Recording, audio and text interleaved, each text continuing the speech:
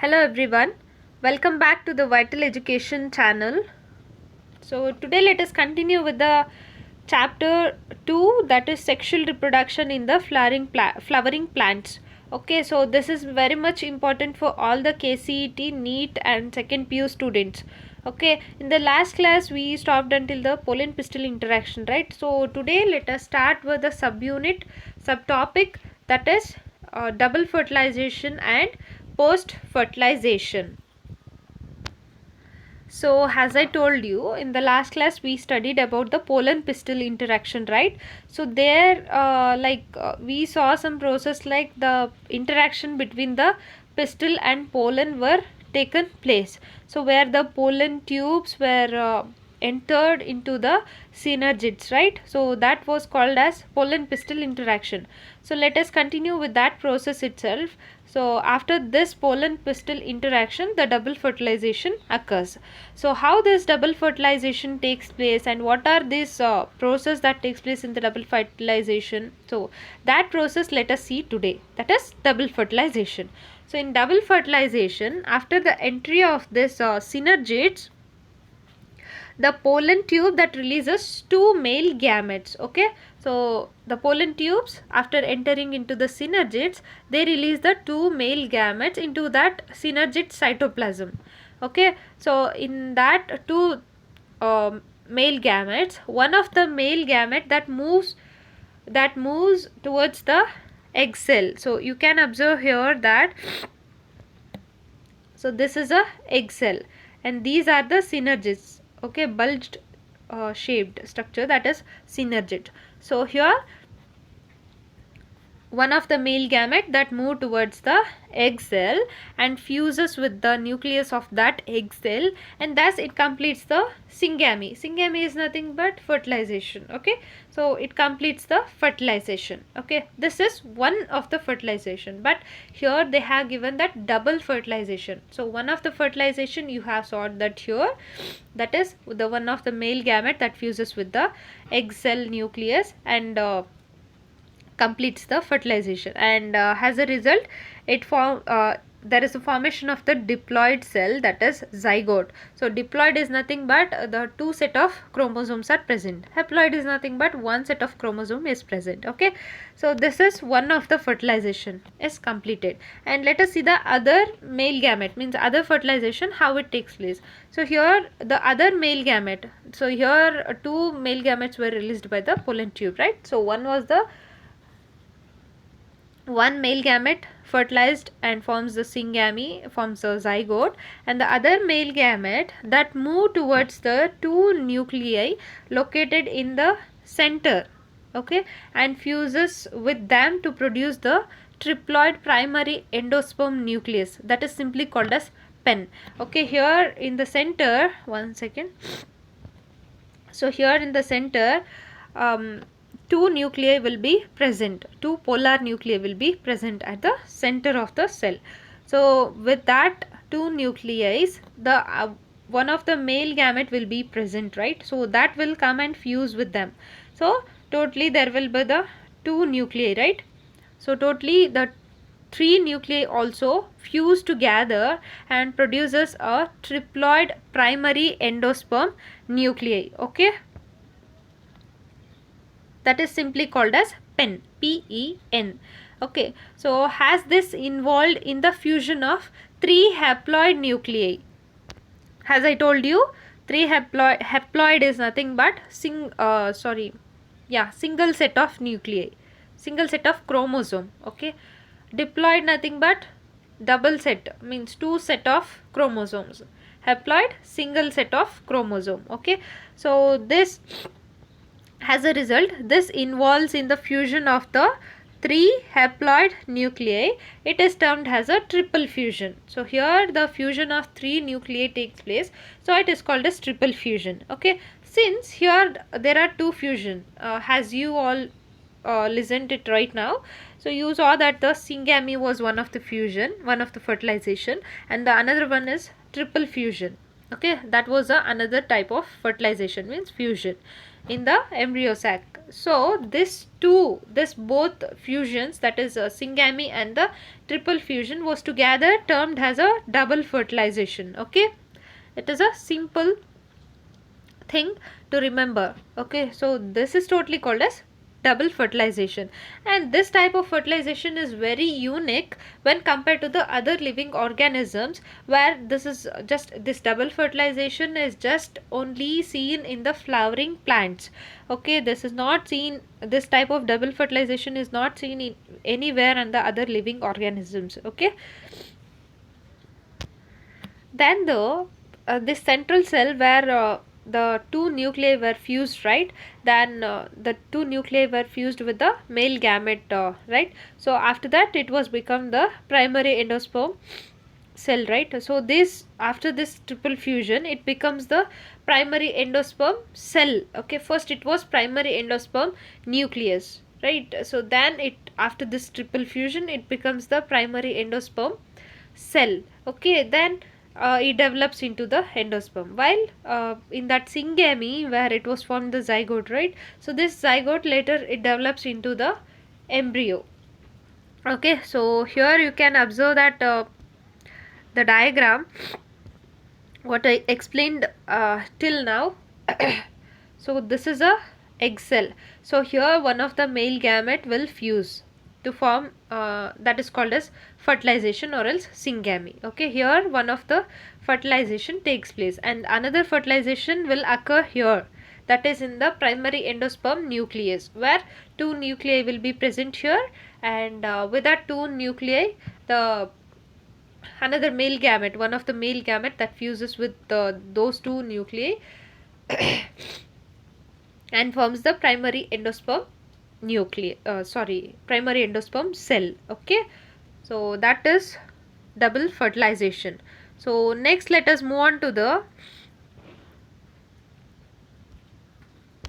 post fertilization. Okay, so post fertilization is nothing but the continuation of the double fertilization. Okay, as I told you in the last class itself, like pollen pistil interaction, then the double fertilization taken place, then it's continued like after that double fertilization, the post fertilization takes place. So here in the post fertilization, this is a event that is followed after the double fertilization.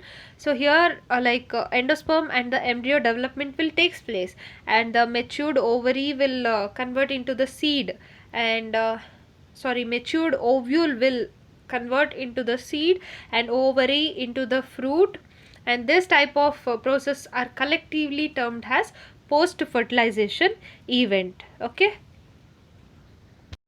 so first let us see the endosperm. Okay, so endosperm, here the primary endosperm cell that divides rapidly to form the endosperm tissue. Okay, so as you all know that the group of cells together forms a tissue.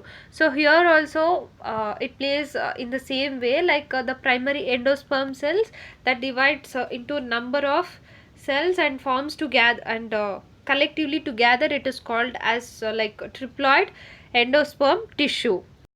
So here all these cells of this endosperm tissue, it is filled with a number of reserved food materials and some of the nutritions that helps in the development of the embryo. And in most common case, the embryo development, the pen undergoes nuclear division, but only in some cases there will be some cell division which forms the endosperm tissue.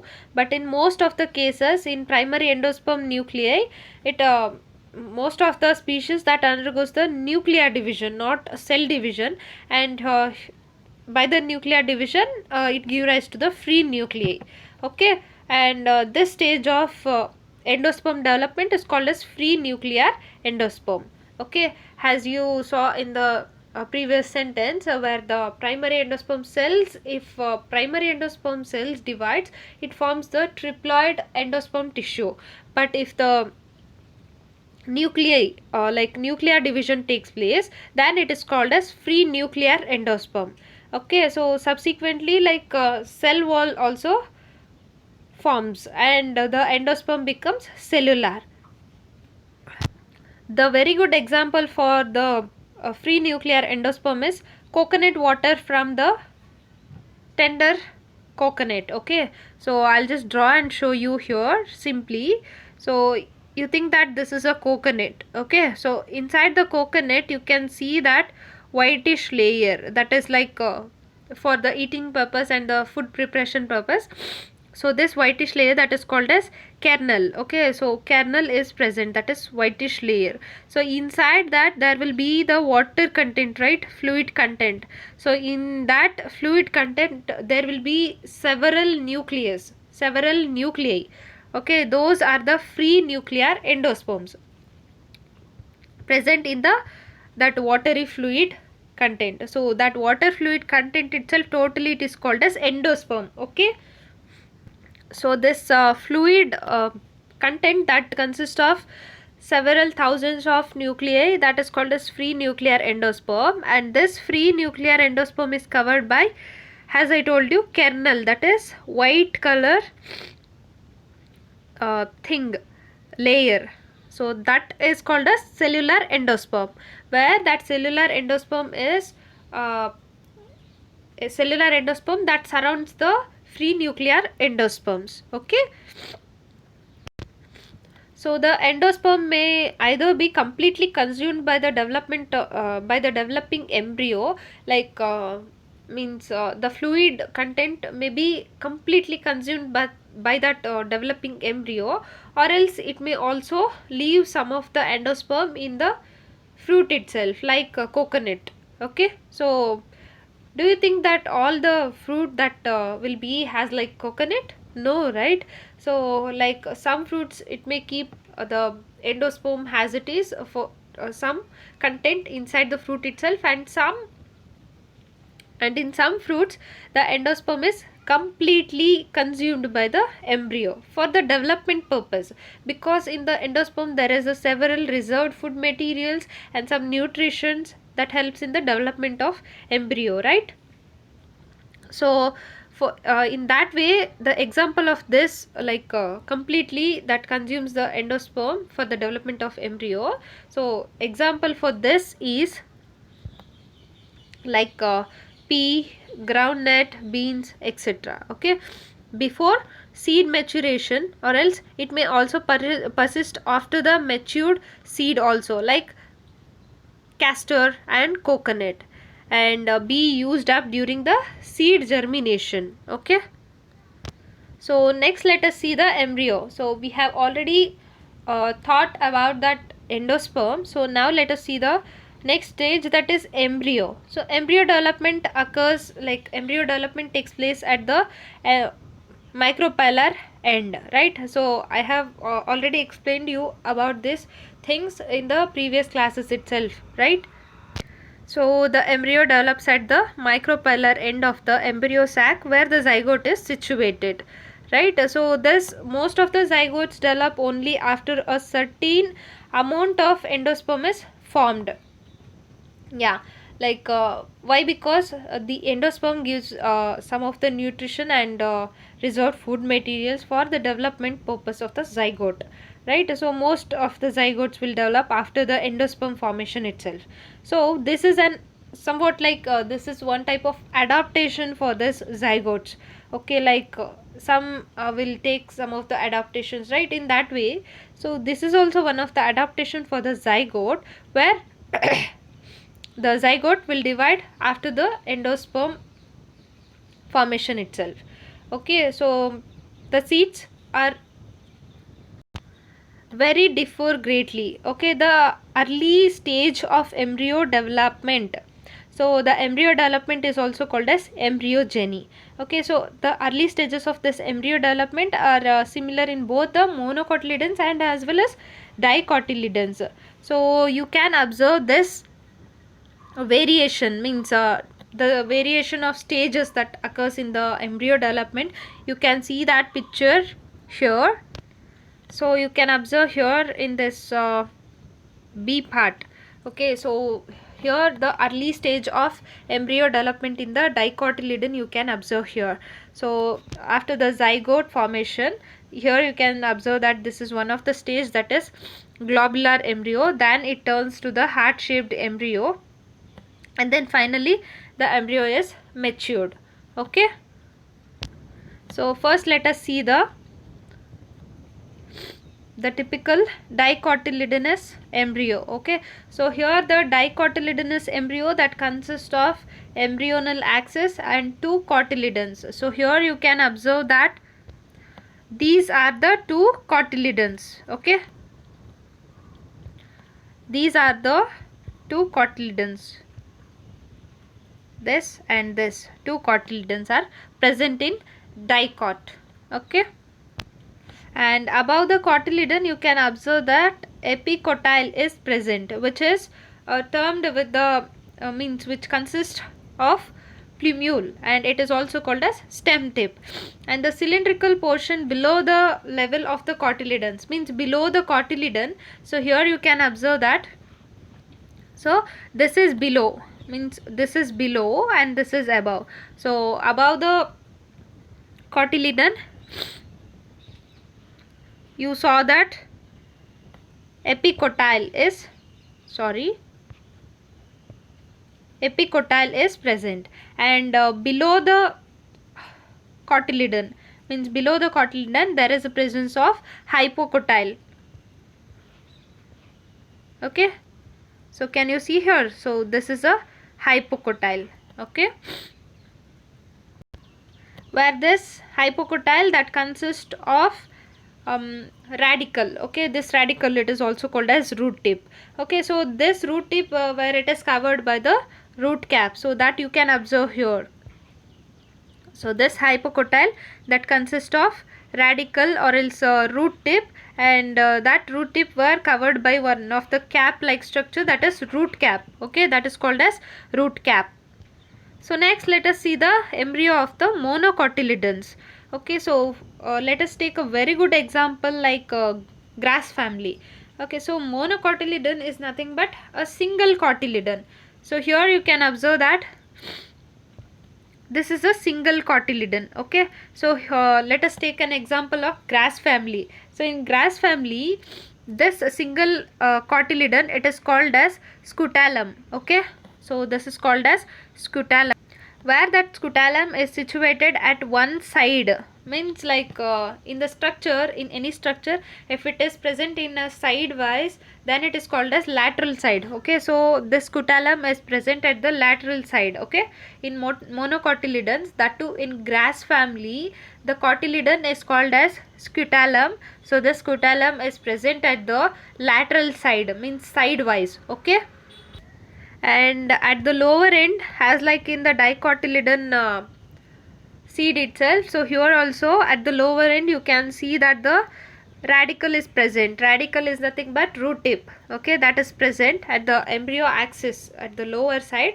You can see that the radicle is present, that is root tip, and that root tip is covered by the root cap. Okay, and this root cap is again that is covered with some of the undifferentiated sheath, that is called as coleorhiza. Okay, so this root cap again it is covered by the like sheath like structure, that is coleorhiza. Okay, this radicle root tip is covered by the root cap, and this root cap is enclosed by the sheath, that is called as coleorhiza.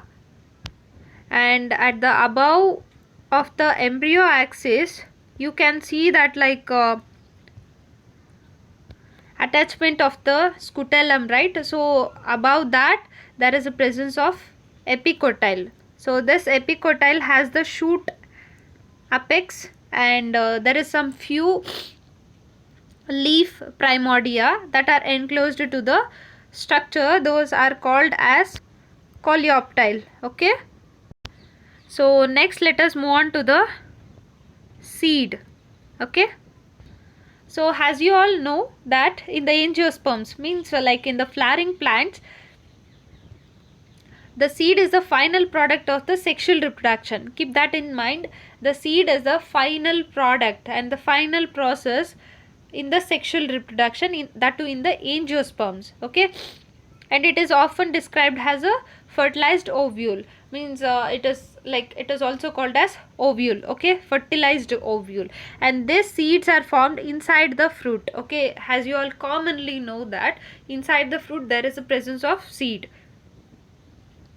So this seed typically that consists of seed coat, cotyledon and embryo axis. As I showed you in the previous slide itself, that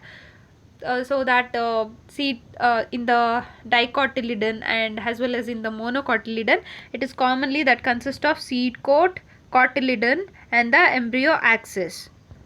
So the matured seed may have the non-albumin, may have maybe non-albumin or else X-albumin. It is also called as non-albuminous and X-albuminous. So first let us see that non-albuminous seeds. So these have a residual endosperm, as it is completely consumed during the embryo development. If a fruit or else any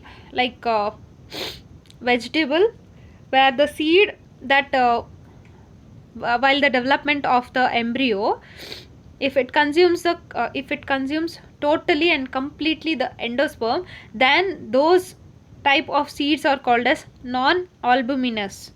Okay, for example, pea seed and groundnut seed. Okay, and X-albuminous or else albuminous seeds. So this albuminous seeds retains the part of the endosperm, as it is not completely used during the embryo development.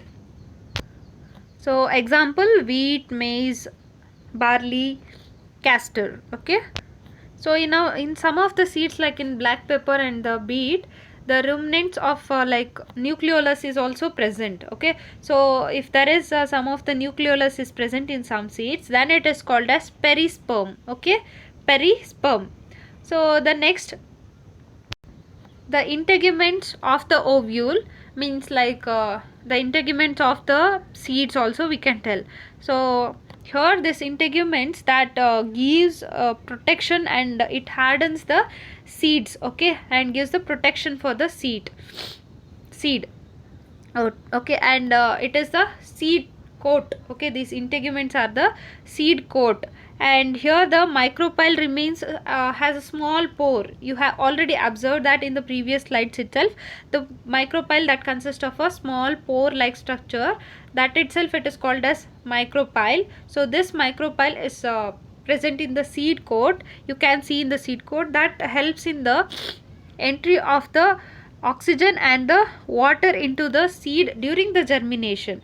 Why? Because for the seed germination there is a requirement of some of the oxygen and water, right? So micropyle helps in the supply of the oxygen and the water for the seed during the germination. Okay, so as the seed mature and then by the maturation of the seed, the water content in the seed will reduce. Okay, and the seed will become somewhat dry. Okay, for the storage purpose. And this type of inactivation, by this type of water reducing, this embryo may enter in the state of inactivity. Okay, so there will not be much active. So this type of process that is called as dormancy. Okay, this type of process water content is reduced and seed becomes somewhat dry and the embryo may enter a state of inactivity. So this is called as seed dormancy. Okay, or if there is any in favorable conditions, if there is much required amount of moisture, oxygen and temperature, pH, everything it is there, means then it continues for the germination. Okay, as ovules mature, it becomes seeds and ovaries develops into fruit. These are equally completed. Okay, so the walls of ovary that develops into the wall of the fruit, that is called as pericarp. Okay, so you can observe that upon the fruit there will be some layers, right? So those are called as papery like structures, right? So those are called as pericarp.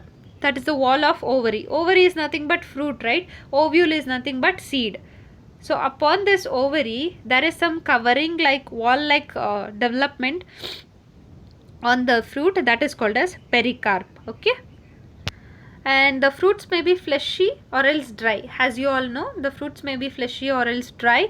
So for example, like fleshy fruits like guava, orange, apple, mango, anything that consist of some moisture, watery. Okay, and like dry fruits like groundnut, mustard, ragi, etc. Okay, and as you all observed in most of the fruit development, you can observe that most of the flowering parts, like after the flower itself, right, the fruit will develop.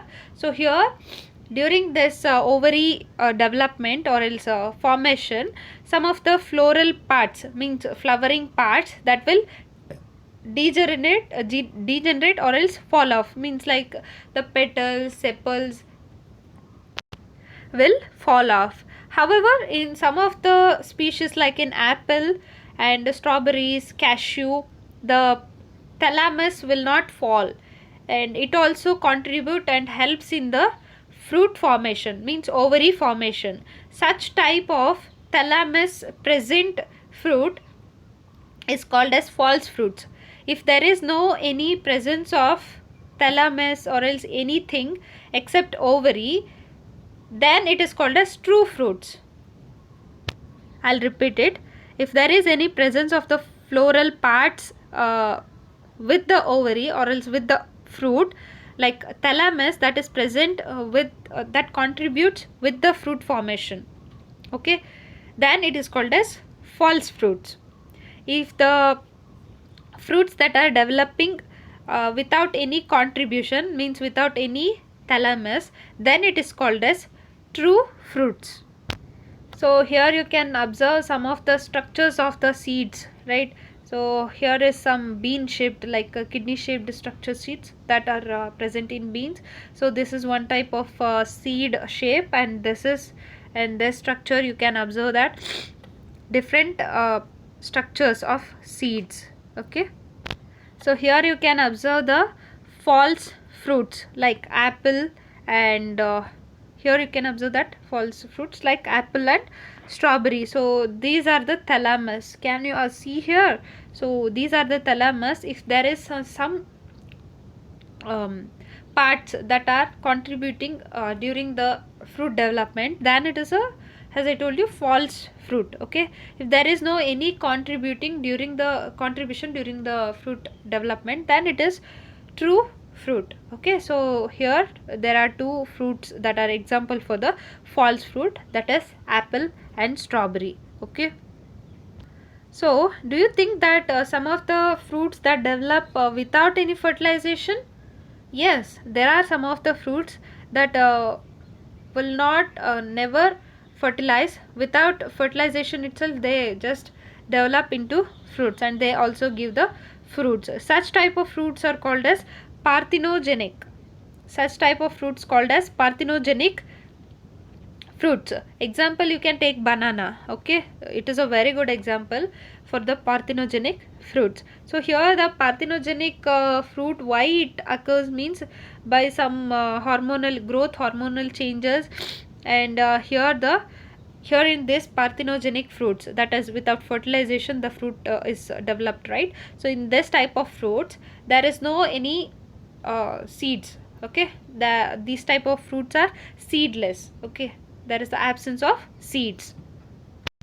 So this much is about the seed, and there is some advantages of seeds that has still now what I told you, that is much important, but this is some more information that we should remember generally, right? So these seeds have a much advantages. So let us see some of these applications. So these seeds are very sufficient for the food reserve, and the hard coat that provides the protection for the young embryos, and the main thing is that these seeds are the base of the agriculture. Okay, and by the dehydration and the dormancy of this matured seeds, that helps in the storage of the seeds. Why? Because the seeds will be dried, where the endosperm is totally absorbed by the during the development of the embryo. So this helps in the storage of the seeds, which can be used for the food throughout the year. Okay. And also, where these seeds are stored for 1 year, these dry seeds are stored for 1 year, and again for the next season, for the particular season, they use this stored seeds again for the next season for the crops. Okay. So, and one thing you can think that how many days and how many years this seeds can be alive when we store it, right? You can get that confusion. So there is here also there is some various varies are there, some seeds may live for very few days, and some may live for a few months, and some seeds may live for years together, like for 100 years. Here is one of the record. You can see that the oldest seed, that is lupin. Okay. That seed name is lupin, Lupinus architectus. Okay. Where that seed was stored for more than 100 years ago. And recently one of the seed that were stored for 2000 years ago, that were known recently, that is date palm. Okay. So this is some extra information I am giving for you guys. So this is the end of the class, that is about the double fertilization and post fertilization. In the next class, let us see about the apomixis and polyembryony. So the notes of this today's class and some other important study materials or anything, that will be provided in our Vital Education Telegram group. So the link I have already provided below in the description box, that is the link of the Telegram group, that is Vital Education Telegram group. So you can join there and collect the notes and some important study materials. So for the upcoming classes, please subscribe to the YouTube channel, that is Vital Education channel, and press on the bell button. You will be getting the new notification what I upload in the upcoming days. Okay. Thank you so much. Bye bye.